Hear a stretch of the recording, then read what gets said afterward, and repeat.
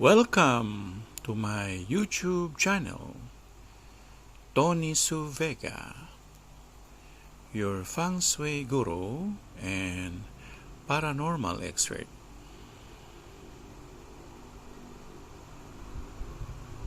Horoscope: Aries, March 21 to April 19. Today is April 17, 2024, Wednesday. The Lovers. For our horoscope for the day is all about friendship. All about what does each and every one of you giving or receiving from one another. It is just like a camaraderie, or taking into account its other concerns. What does your friend need? And all other else are about humanity.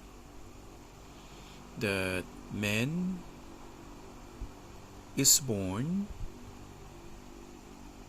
to be with one another. So we call it no man's an island.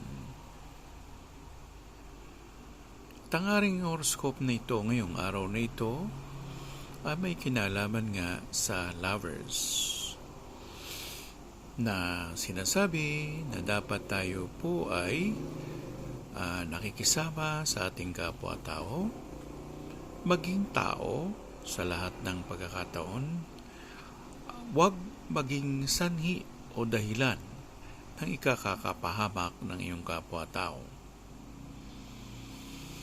Maraming pamaraan para mailapit natin ang ating sarili sa dakilang lumalang. At nung panahon yaon nang patayin ni Cain si Abel, tinanong ng Panginoong Diyos, sabi niya, Cain,